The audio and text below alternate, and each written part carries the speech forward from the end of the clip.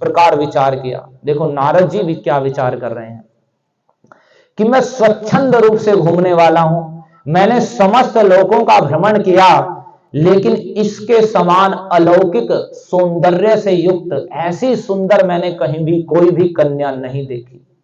सारे लोकों में मैं अपनी इच्छा अनुसार, नारद जी अपनी इच्छा अनुसार किसी भी लोक में भ्रमण कर सकते हैं, कोई रोक टोक नहीं है। और नारद जी ऐसे हैं कि भगवान के भक्त हैं, और असुर हो या देवता सब उनकी पूजा करते हैं। आपने सुना होगा जन्माष्टमी के समय कथा में कि जब कंस के वहां गए तो कंस ने भी नारद जी की पूजा की। तो असुर हो या देवता सब नारद जी की पूजा करते हैं, सुरासुर वंदित हैं वे। तो वे नारद जी कह रहे हैं मैंने सारे लोकों में भ्रमण किया, लेकिन इसके समान अलौकिक सौंदर्य वाली कन्या मैंने कहीं नहीं देखी। ब्रह्मलोक, इंद्रलोक, रुद्रलोक में भी मेरी गति है, किंतु इस कोटि की शोभा का एक अंश भी मुझे कहीं नहीं दिखा। जो शोभा इनका, जो सौंदर्य, जो दिव्य प्रकाश इनके अंदर है, जो इन्हें देखने से परम आनंद की प्राप्ति हो रही है, देखने मात्र से, तो वैसा इसका तो एक अंश भी कोटि शोभा का, यानी ये करोड़ है यदि शोभा, तो इसका एक भी अंश मैंने नहीं देखा है। मैं ब्रह्मलोक, रुद्रलोक यानी शिवलोक, इंद्रलोक में सब में गया, लेकिन नहीं देखा। जिनके रूप से चराचर जगत मोहित हो जाता है, वे महामाया कहने वाली भगवती गिरिराज कुमारी जो पार्वती हैं, उन्हें भी मैंने देखा, वह भी इसकी शोभा को नहीं पा सकती। लक्ष्मी, सरस्वती, कांति और विद्या आदि देवियां इसकी छाया का भी स्पर्श नहीं कर सकती। छाया का भी स्पर्श कर सकती हूं ऐसा भी नहीं देखा जाता। कह रहे हैं कि जो इनका सौंदर्य है, छाया का मतलब जो इनके सौंदर्य की छाया बन रही है, तो उसमें जो सौंदर्य है, तो जो बड़ी बड़ी देवियां हैं उनका सौंदर्य इनकी छाया की भी तुलना नहीं कर सकता। ऐसा अद्भुत। अतः इनके तत्व को जानने की शक्ति मुझ में नहीं है। ये मन ही मन नारद जी विचार कर रहे हैं। और फिर वे कह रहे हैं कि केवल मैं ही नहीं इनके विषय में जान सकता, अन्य लोग भी इन भगवान हरि की वल्लभा को नहीं जान सकते हैं। इनके दर्शन मात्र से, इन जो ये बालिका दिव्य अलौकिक रूप वाली है, इनके दर्शन मात्र से भगवान गोविंद के चरण कमलों में मेरी प्रेम की जैसी वृद्धि हुई है। देखो, उनके श्रीमती राधिका के बाल रूप के दर्शन करने मात्र से इनके कृष्ण प्रेम की वृद्धि हो गई है। यानी कृष्ण प्रेम का स्वरूप जो कृष्ण प्रेम है, और प्रेम का भी सार जो महाभाव है, वह श्रीमती राधिका का स्वरूप है। इसे आप सामान्य बुद्धि से ऐसे समझें जैसे कि ये हमारा जो शरीर है, स्वरूप है अभी, जिसे हम मैं मानते हैं, ये किस चीज का है? तो ये मल मूत्र हाड़ मांस इसका बना हुआ है सब, उस पर खाल चढ़ाई हुई है। लेकिन वहां जो श्रीमती राधिका का स्वरूप है, वह जो कृष्ण प्रेम है, उसका सार है महाभाव। वह महाभाव का स्वरूप ही वो श्रीमती राधिका का स्वरूप है। तो उसी बात को कह रहे हैं कि इनके दर्शन मात्र से गोविंद के प्रति जो मेरा प्रेम है, उसमें जितनी वृद्धि हुई है वैसी पहले कभी नहीं हुई। इसलिए अनंत वैभव दिखाने वाली इन देवी की मैं एकांत वंदना करता हूं। इनका रूप निश्चित रूप से भगवान श्री कृष्ण की ही अंतरंगा शक्ति और उनकी आनंदिनी शक्ति है। ऐसा उन्होंने मन में विचार किया। ऐसा विचार कर मुनि ने गोप वर, अभी देखो नारद जी की इतनी से तृप्ति नहीं हुई। अद्भुत, इतना तो कृष्ण के दर्शन करके भी वे नंद बाबा के यहां नहीं रुके। उन्हें महिमा बताई भगवान की। आपने सुना पहले कि आप ये बालक सब इनके ही यश का वर्णन करते हैं, और सारे ब्रह्मा रुद्र और जितने भी देवता हैं सब ही इनकी वंदना करते हैं। वहां भगवान के विषय में इतना सुंदर कहा। लेकिन यहां कह रहे हैं, वहां उन्होंने विचार करके नारद जी ने जो वृषभानु गोप हैं उन्हें बाहर भेज दिया, अन्यत्र भेज दिया, और वे एकांत, अब एकांत में वे दिव्य रूपिणी बालिका हैं, एकांत में उनकी स्तुति करने लगे। क्योंकि भजन करने से ही भगवान का स्वरूप जाना जा सकता है। ऐसे नहीं कि कुछ लोग कहते हैं हम भगवान का भजन जब करेंगे भगवान हमारे सामने प्रकट हो जाए, हमें दिखाओ भगवान कहाँ है, तब करेंगे हम भजन। वाह, हम भगवान उन्हें आगे दर्शन देंगे तब कहेंगे कि वो भगवान को हम तब मानेंगे। ये तो वैसे ही बात हो गई, कोई व्यक्ति गए कि भाई प्रधानमंत्री हैं, देश का राष्ट्रपति है, और कोई मूर्ख कहे कि पहले दिखाओ मेरे सामने लाओ राष्ट्रपति को, तब मानूंगा मैं राष्ट्रपति भी कुछ है। तो उसे मनवाने के लिए तो राष्ट्रपति को नहीं लाया जाएगा कि ना उसके लिए राष्ट्रपति आने जा रहे हैं। तो भगवान ये तो कि कोई नहीं स्वीकार कर रहा है तो भगवान आएंगे नहीं, तुम मुझे मानो। उनकी तो सुर असुर जितने भी देवता सब कुछ हैं, जिनकी वंदना करते हैं, जिनकी कृपा प्रसाद की याचना करते हैं, वे स्वयं भगवान हैं। अगर हम उनसे विमुख हो रहे हैं तो अपना ही विनाश कर रहे हैं। तो उन्हें जानने की एकमात्र विधि है, जब हम उन्हें भजेंगे तभी तो उनके विषय में जानेंगे। एक सामान्य वस्तु के विषय में हमें जानना है संसार में, क्या हम उससे दूर दूर रह गए, हमने कभी उसके विषय में सुना नहीं, उसके पास नहीं गए, उसके विषय में समझा नहीं, देखा नहीं, तो हम कैसे जान सकते हैं? सामान्य वस्तु को नहीं जान सकते हैं। और भगवान का कभी मुख से नाम नहीं गाया। श्रीमद् भगवत गीता और भागवत में जो वास्तव में भगवान के विषय में लिखा गया, मन कल्पित नहीं कि लोग हम तो ऐसा मानते हैं भगवान को, हम तो ये मानते हैं, भगवान तो ये कहते हैं, भगवान तो वो कहते हैं, सब मनगढ़ंत बातों का ऐसे जगत में प्रचार है। तो भगवान की जो महिमा भगवत गीता, भागवत, चैतन्य चरितामृत जैसे ग्रंथों में वर्णित है, जब हम उसे सुनेंगे, पढ़ेंगे, भगवान को प्रणाम करेंगे, भगवान के नाम का जप करेंगे, तब भगवान ही अपनी कृपा से हमें समझ में आ सकते हैं। तो ये बात नारद जी जानते हैं। उन्होंने पहले देखा कि इनका अद्भुत है, मैंने कभी देखा नहीं और सुना भी नहीं है। सारी देवियां इनके सौंदर्य की छाया का भी स्पर्श नहीं कर सकती हैं, इसके 1 करोड़वां अंश की तुलना नहीं कर सकती हैं। तो ये कौन है मैं नहीं जान सकता, और कोई भी नहीं इन्हें जान सकता है। तब वे जानने के लिए ही उनकी ही स्तुति कर रहे हैं, प्रार्थना कर रहे हैं। हे देवी, हे अनंत कांतिमयी महायोगेश्वरी, आपकी कांति अनंत है, आपका अंग मोहन और दिव्य है, उससे अनंत मधुरिमा की वर्षा होती रहती है। वे बालिका हैं और ये नारद जी बड़े भाव से युक्त होकर हाथ जोड़कर वृषभानु गोप को बाहर भेज दिया है और उनकी स्तुति कर रहे हैं कि आपकी अनंत माधुरिमा की वर्षा आपसे निरंतर होती रहती है, आपका हृदय महान अद्भुत रस के आनंद से पूर्ण रहता है।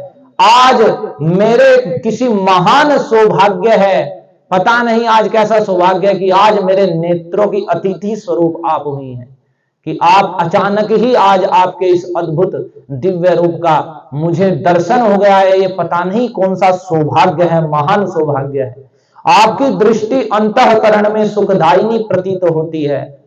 आप अपने अंदर अपने स्वरूप में ही परम आनंद से तृप्त सी दिख पड़ती हैं, कि आप अपने आनंद में, अपने अंदर ही परम आनंद में तृप्त हैं, ऐसा जान पड़ रहा है। तुम्हारा यह प्रसन्न मधुर और सौम्य मुखमंडल, आपका मुखमंडल सदा प्रसन्न है, मधुर है, बड़ा ही कोमल है, हृदय को सुख देने वाले किसी महान आश्चर्य को व्यक्त कर रहा है। हे अतिशय शोभामयी देवी, तुम सृष्टि, पालन और संहार में तुम्हारी ही स्थिति है। आप विशुद्ध सत्वमयी हैं और विद्या स्वरूपिणी पराशक्ति हैं, और परम आनंद का जो संदोह है, सार स्वरूप वैष्णव धाम को धारण करती हैं। ब्रह्मा और शंकर के लिए भी आपको जानना कठिन है। आपका वैभव आश्चर्यमय है। आप योगीश्वरों के ध्यान का पथ कभी स्पर्श नहीं कर सकती। जो बड़े बड़े योगी ध्यान के द्वारा कितनी कितनी लंबी समाधि लगा के भगवान को देखने का प्रयास करते हैं, तो उन योगियों का ध्यान कभी भी श्रीमती राधिका के स्पर्श नहीं कर सकता, उनके दिव्य स्वरूप का। तो उसी बात को कह रहे हैं कि आप योगीश्वरों के ध्यान पथ का कभी स्पर्श नहीं कर सकती। मेरी बुद्धि में तो ऐसा प्रतीत होता है कि जो भगवान की इच्छा शक्ति, ज्ञान शक्ति और क्रिया शक्ति है, जिसे संवित, संधिनी और ह्लादिनी कहते हैं, ये 3 प्रकार की जो भगवान की शक्ति है, ये सब आपकी ही अंश मात्र है, आपका ही अंश स्वरूप है। माया से विशुद्ध रूप धारण करने वाले परमेश्वर महाविष्णु की जो अचिंत्य विभूतियां हैं, वे भी आपकी अंशांश मात्रा हैं। हे ईश्वरी, निसंदेह आप आनंदमयी शक्ति हो। अवश्य ही वृंदावन में तुम्हारे साथ श्री कृष्ण क्रीड़ा करते हैं। ये नारद जी पहले जानते हैं कि कृष्ण का जो नित्य वृंदावन धाम है। एक बात आप बड़े ध्यान से सुनिए, बड़ी सरल और समझने योग्य बात है। ये कथा के समय भी आपको बताई थी कि जो भगवान की अनंत शक्ति है वह 3 प्रकार की है, चित्त शक्ति, जीव शक्ति और माया शक्ति। चित्त शक्ति का मतलब स्वरूप शक्ति, और ये जीव शक्ति का मतलब जितने हम सब जीव हैं उस जीव शक्ति से प्रकटित हैं, जो चित्तकर्ण जीव हैं, जो अलग अलग योनियों में जो हम दिखाई दे रहे हैं, पेड़ हैं, पशु हैं, मनुष्य हैं। और माया शक्ति, जो ये माया शक्ति है। तो चित्त शक्ति क्या है? उसके द्वारा जो भगवान का नित्य धाम है, आनंदमय धाम, जिसे वैकुंठ जगत कहते हैं, गोलोक वृंदावन जिसका नाम है, और भगवान जितने सारे रूपों में अपने जितने भी अवतार लेते हैं, उन स्वरूपों से सदा जिस धाम में नित्य विराजमान है, वो भगवान का चिन्मय परम आनंदमय धाम है। उसमें किसी प्रकार का, उसका नाम ही है वैकुंठ, जहां कोई कुंठा यानी क्लेश, दुख, पीड़ा नहीं है, बिल्कुल भी सभी कुंठाओं से रहित केवल आनंद ही आनंद है। वह भगवान का नित्य धाम है। एक वह चित्त शक्ति द्वारा प्रकाशित है, उसे चित्त शक्ति, जो भगवान की चित्त शक्ति है, उससे प्रकट है वह। और यह माया शक्ति जो भगवान, उस चित्त शक्ति की छाया स्वरूप है माया शक्ति। उसके द्वारा ये सारा ब्रह्मांड जो हम देख रहे हैं ऊपर तक आकाश में, जहां तक देखेंगे, जितने भी लोक लोकांतर हैं, ब्रह्मा के लोक से नीचे पाताल तक, ये जितने भी ब्रह्म या अनंत ब्रह्मांड है, सब माया शक्ति ने प्रकाशित करती है, माया शक्ति के द्वारा बना हुआ है। और ये अंधकारमय और दुखमय है, इसकी बनावट ही है, ये अंधकार से युक्त है। देखिए हमने प्रकाश के लिए यहाँ लाइट लगा रखी है, और जब सूर्य निकलता है तब यहाँ प्रकाश होता है, नहीं तो घोर अंधकार ही अंधकार है। तो अंधकारमय है और दुखों से परिपूर्ण है। तो इसी, और जो तीसरी शक्ति है जिसे जीव शक्ति कहते हैं, वह जीव शक्ति से हम सब जीव समूह हैं।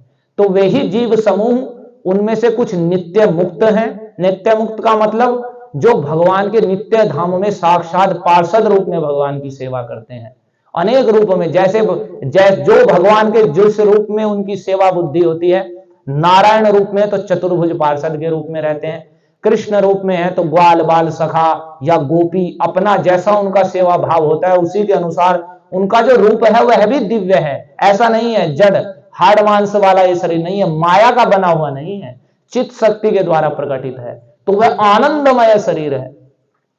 और ये जो जीव भगवान से बहिर्मुख हैं, जो कृष्ण का भजन नहीं करना चाहते और स्वयं भोग की इच्छा रखते हैं, क्योंकि जीव क्या है? चेतन है, यानी हमारे अंदर चेतना है। एक जड़ वस्तु है, ये मेज है, ये माइक है, ये स्वयं कोई क्रिया नहीं कर सकता, ना कोई इसकी इच्छा है। लेकिन हम चेतन है, हमारी इच्छा है, हम विचार करते हैं क्या हमारे लिए अच्छा है, क्या बुरा है, हमें क्या चाहिए, क्या नहीं चाहिए। तो वो जो चेतना है वह हमारा स्वरूप है। ये शरीर भी जड़ है, क्योंकि जो ही इसमें से चेतना निकलते यहीं गिर जाता है, कोई शरीर हाथ पैर कोई काम नहीं करता है, जितने सब चल रहे हैं। तो जो चेतना इसके अंदर है वो हमारा स्वरूप है, वो वास्तव में हम हैं।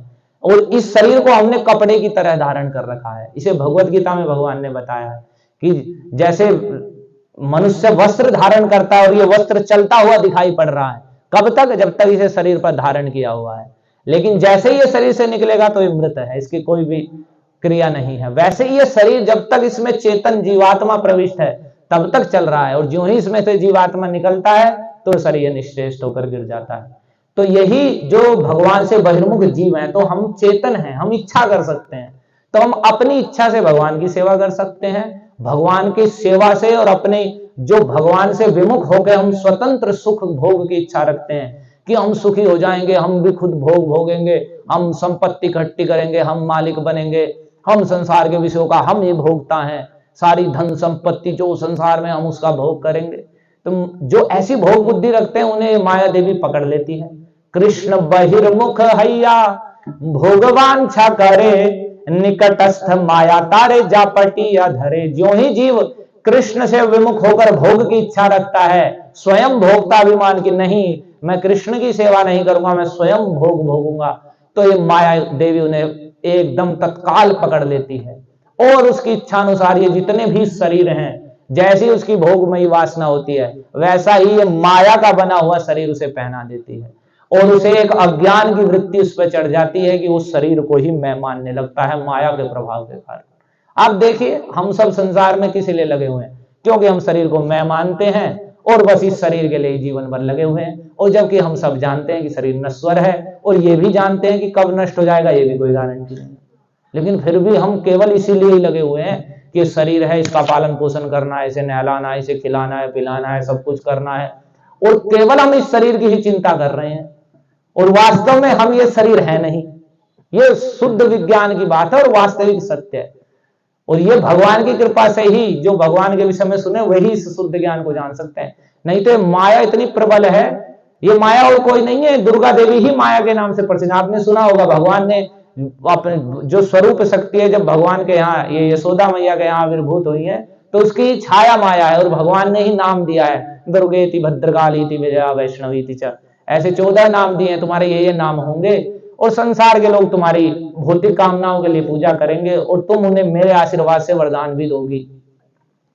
तो ये भगवान की आज्ञा से ही जो भगवान का भजन नहीं करना चाहते उन्हें ये ही माया देवी अनेक प्रकार के प्रलोभन या उनकी भोग वासना के अनुसार उन्हें शरीर प्रदान करती है और वो जीव यही सुख की इच्छा में जन्म बार बार जन्म मृत्यु जरा व्याधि अनेक योनियों में भटकता दुख पाता रहता है। तो यही जो जीव शक्ति है यानी चित्कण जीव है वह माया कल्पित नहीं है, वह तो भगवान की चित्त शक्ति का अणु प्रकाश है। जो चित्त शक्ति जो वैकुंठ जगत को प्रकाशित करती है उसका अणु चित्कण यानी चेतन जीव है, भगवान का अंश है वो। और भगवान का अंश होने के कारण कृष्ण यानी स्वयं भगवान श्री कृष्ण उसके नित्य प्रभु हैं, लेकिन वह अपने नित्य स्वामी को सेवा नहीं करके अपने स्वयं स्वामी बनने की इच्छा से जड़ जगत में पड़ा हुआ है।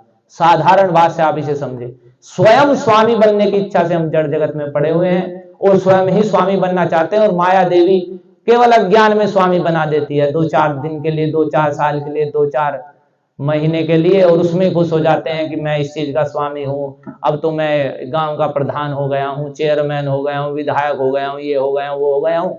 और जैसे ही समय हटता है फिर माया देवी पटकती है, वो ही फिर दूसरी योनियों में अनेक प्रकार की गर्हित योनियों में गिरता है। तो ये शुद्ध विज्ञान है, ये हमें समझना चाहिए। तो इसी बात को यहाँ कह रहे हैं, जो नारद जी ने ये कहा कि ये साक्षात आप वही दिव्य स्वरूपा हो जिनके साथ श्री कृष्ण भगवान अपने नित्य वृंदावन धाम में क्रीड़ा करते हैं। तो इस बात पे कहा कि जो भगवान का वृंदावन धाम है वह नित्य है, चिन्मय शक्ति द्वारा आनंदमय धाम है और वास्तव में वही हमारे रहने का स्थान है। यदि हम भगवान के प्रति भक्ति के द्वारा प्रीति विकसित कर लें तो भगवान कृपा करके अपने उस धाम में इस माया से उद्धार कर लेते हैं। और ये माया इतनी प्रबल है कोई नहीं काट सकता इसे। आप योग ध्यान तपस्या कितने व्रत जप कोई नहीं काट सकता है, बल्कि वे तो माया के द्वारा कल्पित ही हैं। लेकिन जो भगवान का नाम है ये हरे कृष्ण महामंत्र, हरे कृष्ण कृष्ण कृष्ण हरे हरे, हरे राम राम राम हरे हरे, ये माया कल्पित नहीं है, माया का द्वारा बनाया हुआ नहीं, ये चिन्मय भगवान का चित्त शक्ति का प्रकाश है। तो यदि हम चिन्मय वस्तु का अनुशीलन करेंगे तो धीरे धीरे जो माया का प्रभाव है वो क्षीण हो जाएगा। लेकिन हम जो चिन्मय वस्तु है भगवान का नाम, भगवान की कथा, भगवान की भक्ति, उसका तो हम करते नहीं और जड़ वस्तुओं का ही अनुशीलन करते हैं। संसार के विषय में सुनना, संसार के विषय में सोचना, संसार के लोगों का संग करना, तो क्यों ना हम माया में रहेंगे, सदा के लिए माया में रहेंगे और सदा के लिए दुख भोगते रहेंगे।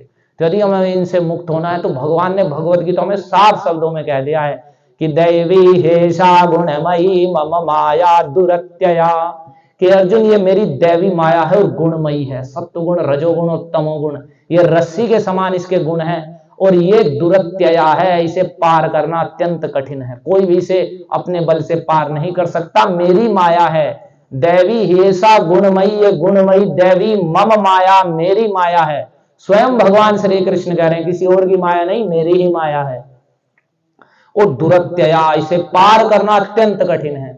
तो चूंकि जिनकी माया है यदि हम उनकी ही स्वाभाविक है उनकी शरण में जाएं तो हम स्वभाव से मुक्त हो सकते हैं। तो भगवान कह रहे हैं मामे वये प्रपद्यन्ते माया में ताम तरन्ति ते, लेकिन जो मेरी ही शरण में आ जाते हैं और निरंतर मुझे भजते हैं तो वे इस माया को सुगमता से तर जाते हैं, बड़ी सरलता से वे इस माया को तर जाते हैं, क्योंकि भगवान की इच्छा के अनुसार ही माया का प्रभाव कम हो जाता है और भगवान के नित्य धाम को प्रवेश कर लेता है।